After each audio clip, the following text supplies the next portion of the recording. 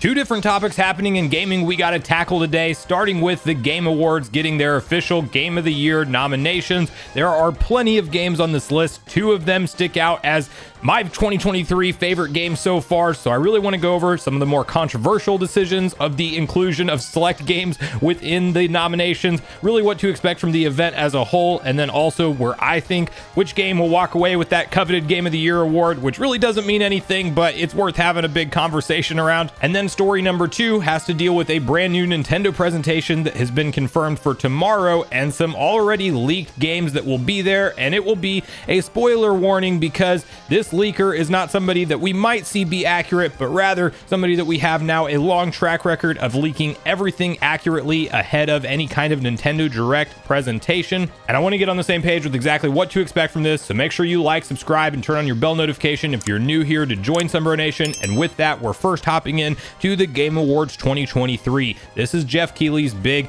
annual event where the gaming community comes together. Some people skip this award show altogether. I'm kind of indifferent on it. There are definitely some big years in the past that we've had massive announcements come out of this Game Awards show, and while it is more of a mainstream show for gaming, it also is enjoyable in my opinion to kind of have all of the industry figureheads up on the stage accepting awards for all of the various games that you've been able to celebrate over the last year. And I think it's fair to say that 2023 may go down in history as one of the best years for gaming period of all time ever, and you will see that with the nominations that we're gonna read through as far as the top 6 that were selected for that Game of the Year award. But I also am of the mindset that at the end of the day, whether or not my favorite Game of the Year in 2023 or the top 2 for me personally walk away with a ton of awards or not, it doesn't change my enjoyment level of those games. So in all reality, it doesn't really matter, but I do think that it's something that's kind of fun to celebrate as a gamer within the gaming community and kind of see this big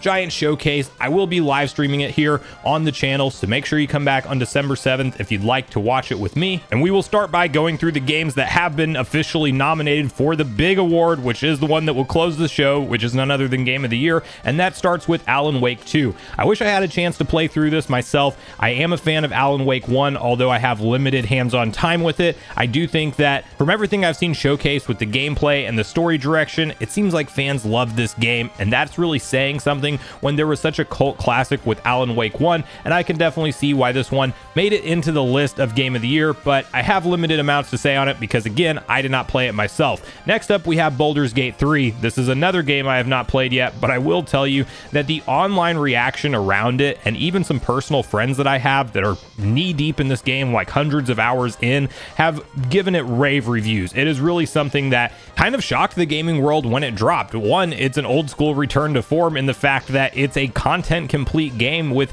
minimal bugs and issues that I'm even aware of. There are so many different decisions and story directions you can go with your characters and things, and there's a lot of replayability for this game from what I understand about it. So this is definitely going to be one of those that's really in that conversation for walking away with the Game of the Year award. It's one that I would definitely understand if it does win Game of the Year, although I still have hope for a couple of them that we're going to be talking about to actually walk away with that instead. Now, Marvel's Spider-Man 2 is a super recent release, and just due to the overall time that I've had in my free time gaming schedule, I haven't played this one either, but obviously Spider-Man, when it hit the PlayStation 4, definitely revolutionized superhero games. I mean, it definitely did take it to that next level. It felt like we'd already seen the Batman Arkham games really kind of lay a foundation for what superhero games could be, but Spider-Man definitely elevated that. And then you have Miles Morales, a side game that kind of is a shorter story, but still very important. And finally, Spider-Man 2, that by all accounts is deserving this nomination.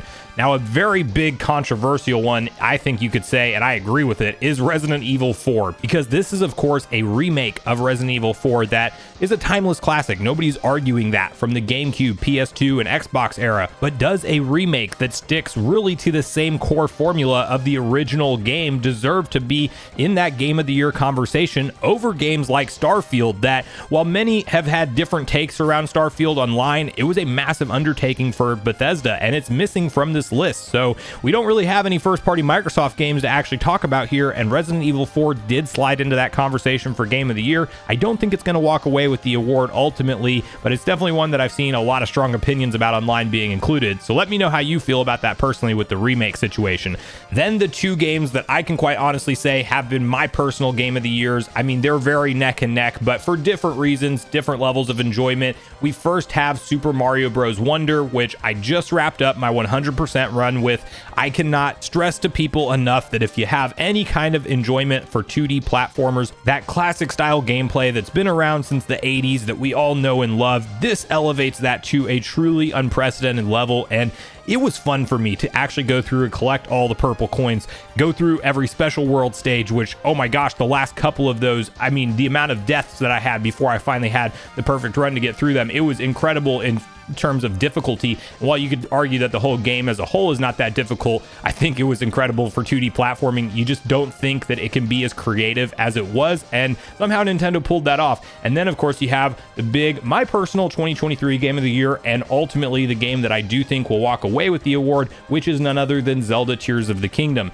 This is obviously Breath of the Wild 2. It's set in the same Hyrule, but it does everything to such another level that with the underworld, the ground below that is altered and changed from the original game, and the skies above, this gave you so much exploration and freedom, and it's the first time in a Zelda game that I could remember thinking outside of the box completely on how to solve puzzles and probably doing them wrong or not the intended way to complete it, and yet it works because that is how Nintendo designed this game, and it is so creative from start to finish, not to mention the story within it. I mean, no spoilers here, but if you haven't completed it yet, go complete it as soon as you can. It's truly one of the best games in the Zelda franchise, period, and the story is really untouchable in my personal opinion. Maybe you could argue Skyward Sword comes close as it's the origin story, but I don't know. There was a lot of unexpected twists and turns within this story that I just absolutely fell in love with, so it's what I'm hoping walks away with Game of the Year 2023. Again, don't get too hung up on anything because none of these awards really mean anything at the end of the day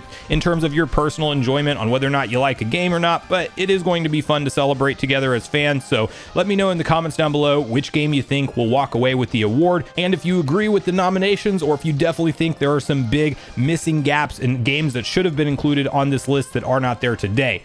Now, story 2 we're talking about has to do with the official announcement that a Indie World Nintendo presentation will be taking place tomorrow. As you can see the following post over on X from Nintendo of America, which reads, "A new Indie World showcase is airing tomorrow, November 14th at 9 a.m. Pacific time. Tune in for roughly 20 minutes of new announcements and updates on indie games coming to Nintendo Switch." So this is a cool announcement. I'm never anyone to get super excited about Indie World presentations. Sometimes you really find some incredible games featured within the showcases, and other years it just feels like something you could skip entirely. So if you're not super into indie games on Nintendo Switch, I wouldn't expect anything massive to be here. We do have one game that will for sure be at the presentation that we'll cover in just a minute, but as a whole, I like to see these Indie World presentations. It's definitely something that Nintendo, I think, has done better in recent years in terms of showcasing all of the different developers that put out games on their platforms, and with those games getting some time in the spotlight, there are sometimes great titles that you would have maybe never seen otherwise, other than sitting down and watching a live Nintendo presentation. And so for that, I am a fan of these showcases.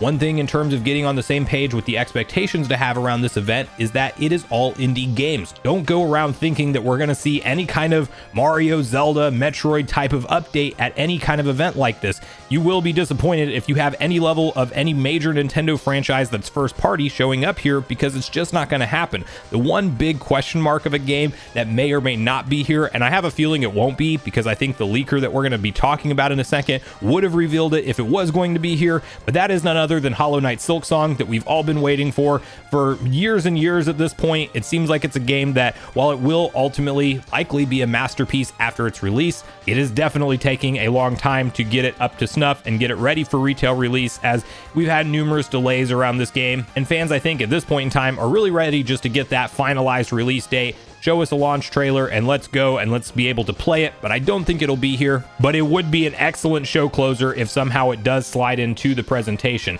Now from here, we definitely have one game that will be at this event, and I can say that confidently due to this particular leaker's track record. We are talking about Pioro over on X, which, if you know anything about this account, essentially, since we saw it pop up, every single prediction that they have made days before previous Nintendo Directs has come true, and it hasn't been stuff that is like small or easy to guess. It's been like saying Wonder is the new title of the 2D Super Mario Bros. Before we knew that. It's things like Mario versus Donkey Kong is back and the minis will return, like specific details, and it's happened enough directs now that this is a spoiler here. So final warning, click off the video if you're really into the Indie World Direct and you don't want to have any kind of information spoiled within it, but you can see now the post from Pioro shortly after this announcement where he posted, "Finally, we will be able to roast some marshmallows on the Switch," and then replying to it saying, "That era thread title is wild, LOL." So the game in question here is Outer Wilds, which was actually featured at a February Nintendo Direct back in 2021, and I believe it had an initial launch of summer 2021 that year, and I guess they've had some issues actually bringing it to the Switch. I believe this game is out on PC and Xbox currently and does have some good reviews online, but it's one of those that was supposed to be on the Switch quite a bit earlier, but it just looks like it's going to pop up now. This could be the big show closer announcement. It might not, but that is at least one game that you should absolutely expect to be at this event, because again, we're talking about somebody with a flawless track record, and I'm certain it will indeed be there. So I really want to hear from you guys at this point in the video, both the different stories we talked about today. How are you feeling about the Game Awards 2023 and the nominations for Game of the Year, as well as some of the subsect categories that we didn't walk through, if you have looked into all of that? And what do you think about the Indie World Showcase tomorrow? What games are you hoping we see there, and are you excited that it does seem like we will indeed see Outer Wilds finally get some type of updated release date for the Nintendo Switch, and will you be planning on picking that up or any other games on the indie front that you were personally excited for? So regardless of your thoughts and feelings on everything we talked about today, I do look forward to hearing from you all in the comments down below before you leave the video, as I do look forward to getting a back and forth conversation started with you all around these topics. Go watch yesterday's video next if you haven't already, which is on screen right now. Also make sure you like, subscribe, turn on your notification bell, and I will see you guys in the next video.